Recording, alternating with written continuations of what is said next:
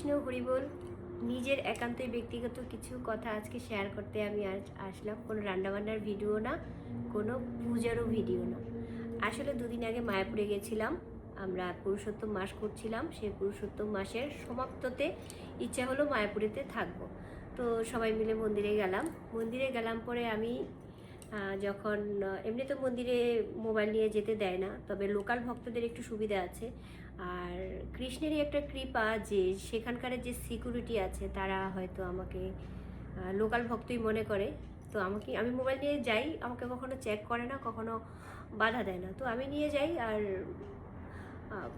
মাঝে মাঝে একটু ভগবানকে, খুব বেশি না। যেমন এটা নিষেধ আছে সেটাও আমার মাথায় থাকে যে না, এটা যেহেতু নিষেধ আছে খুব বেশি ভগবানকে তোলা যাবে না, ছবি তোলা যাবে না। তো সেটা বুঝেই আমি একটু মাঝে মাঝে ছবি তুলি। খুব বেশি সাইডে সবাই নৃত্য করছে, কীর্তন করছে, সেই ভিডিওগুলো আছে।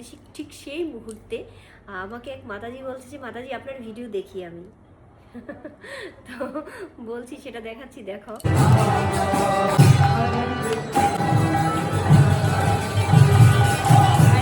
আপনার ভিডিও আমি দেখি।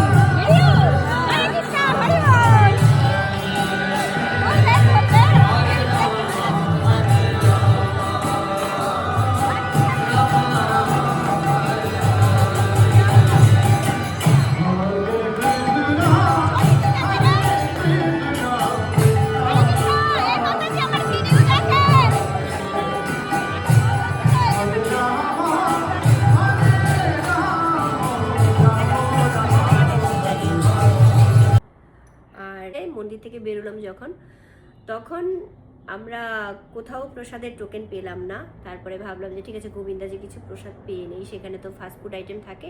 আর গোবিন্দাজের প্রসাদগুলো আমার অনেক ভালো লাগে। তো সেই সুযোগ মতোই আমরা গোবিন্দাজির দিকে যখন যাচ্ছিলাম, রেস্টুরেন্টের দিকে যখন যাচ্ছিলাম, তখন এক মাতাজি বলছে যে মাতাজি আপনি তো ভিডিও করেন, আপনার ভিডিও আমি দেখি। হরে কৃষ্ণ, আমি সাকসেস ব্লগার। এই যে এই মাতাজি আমার ব্লগ দেখে, খুব ভালো লাগলো। মাতাজি নিজে এসে আমাকে জিজ্ঞাসা করছে মাতাজি আপনি কি ব্লগ করেন। আমার খুব ভালো লাগলো। আর মন্দিরের ভিতরেও এক মাতাজি আমাকে বলেছে যে সে আমার ভিডিও দেখে। হরে কৃষ্ণ বলছিল তখন মাতাজি যাচ্ছে, গোবিন্দরই কিন্তু ইচ্ছা। হরে কৃষ্ণ।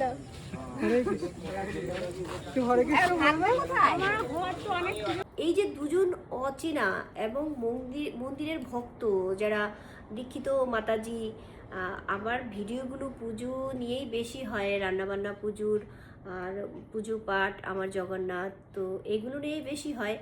আর ফেসবুকের এইটাই একটা মানে সিস্টেম যে যেই ভিডিওগুলো তুমি দেখবে, যে খেয়াল করে যেই ভিডিওগুলো তোমার বেশি চলছে, যেই ভিডিওগুলো ভিউজ হচ্ছে বেশি, সেই থিম মতোই তোমাকে এগোতে হবে, তখনই তুমি দেখবে যে সাকসেস হতে পারবে।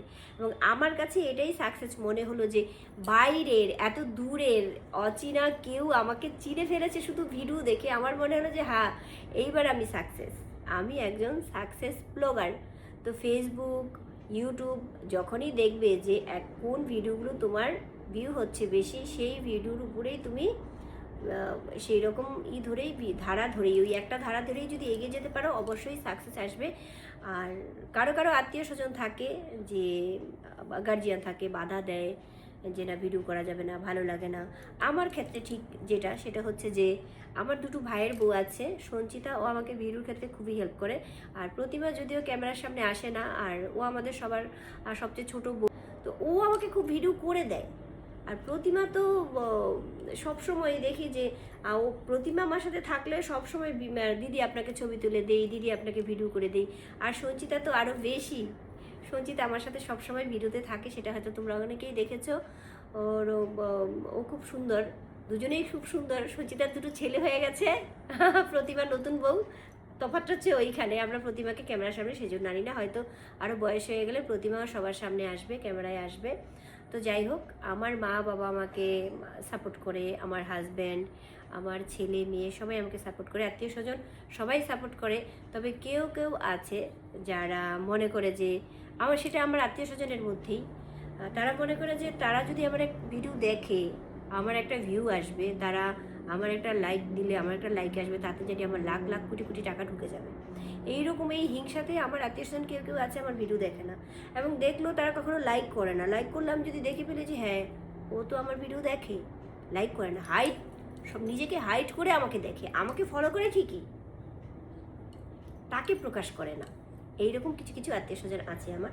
তো যাই হোক, বেশিরভাগ আত্মীয় স্বজনই আমাকে অনেকটা হেল্প করে এই ভিডিও জগতে আসার পরে। আর আমার ভিডিওগুলো তো তোমরা দেখোই সব পুজো পার্বণ নিয়ে। তো তোমরা তোমাদের ভালোবাসায় আমি অনেক তাড়াতাড়ি অনেকটা এগিয়ে গেছি। আর যেটা হচ্ছে যে ফেসবুক ইউটিউবে এগিয়ে যাওয়ার মানে একটা যেটা হচ্ছে যে তুমি বড় বড় ভিডিও বানাও, পোস্ট করো, রিল আছে ঠিক আছে, নিজের ভয়েস দিয়ে, নিজের ভয়েসে, নিজের কন্টেন্টে, তুমি কারো কন্টেন্ট কপি করো না, কন্টেন্ট ক্রিয়েটার হও ঠিক আছে, নিজেকে, নিজের বাস্তব জীবন নিয়ে কিছু করো, নিজের ছেলে মেয়েকে নিয়ে। শুধু গানের মধ্যে নাচলে কিন্তু ভাইরাল হওয়া খুব কঠিন হয়ে যায়। নিজের ভয়েসে ব্লগ করো, কমসে কম 2টো ব্লগ তো তোমাকে পোস্ট করতেই হবে। আমি নিজেকে দিয়ে সেটা বুঝেছি। আমি যখন বড় বড় ভিডিও বানানো শুরু করলাম তখন দেখলাম যে গ্রো করা শুরু করলো, এবং এত দ্রুত গ্রো করেছে আমার চ্যানেলগুলো তোমাদের ভালোবাসায়। তোমাদের আমাকে, আমার ভিডিওগুলো যারা দেখে, আমি একটা জিনিস খেয়াল করে দেখেছি যে তাদের নিজস্ব কোনো পেজ নেই, তারা এমনিতেই ভিডিও দেখে। এমন হয় না যে যারা একটা পেজ চালায় তারা নিজের পেজ গ্রো করার জন্য আরেকজনের ভিডিও দেখে সেই বাধ্য হলেও ভালো না লাগলেও আরেকজনের ভিডিও দেখে। আমি দেখেছি যে না, আমার ভিডিওগুলো সেরকম না, আমার ভিডিওগুলি আমার ফলোয়ার্সের চাইতে নন ফলোয়াররা বেশি দেখে। মাঝে মাঝে আমি খেয়াল করি কারা দেখছে আমার ভিডিওগুলো, তখন দেখি যে যাদের পেজ নেই, যারা ফ্রেন্ডে আছে, যারা ফলোয়ার্সে নেই, তারা আমার ভিডিওগুলো বেশি দেখে। এবং আমার এটা আমার খুব ভালো লাগে যে যারা ভিডিও দেখার জন্য ফেসবুকটা খোলে, ইউটিউবটা খোলে, তারা আমার ভিডিওগুলো বেশি দেখে, এবং সেই আমার খুব ভালো লাগে। এরকম হয় অনেক যারা একটা পেজ চালায়, যারা ইউটিউব চ্যানেল চালায়, তারা নিজের চ্যানেলটাকে গ্রো করার জন্য আরেকজনের ভিডিও দেখতে হয়, তাই দেখে, অ্যাক্টিভ দেখানোর জন্য। কিন্তু আমি দেখেছি যে না, আমার ভিডিওগুলো যাদের পেজই নেই তারা বেশি দেখে, আমার খুবই ভালো লাগে। তো সবাই খুব ভালো থেকো। হরে কৃষ্ণ, হরি বল। ব্যক্তিগত কিছু জিনিস শেয়ার করলাম, সবাই ভালো থেকো। হরে কৃষ্ণ।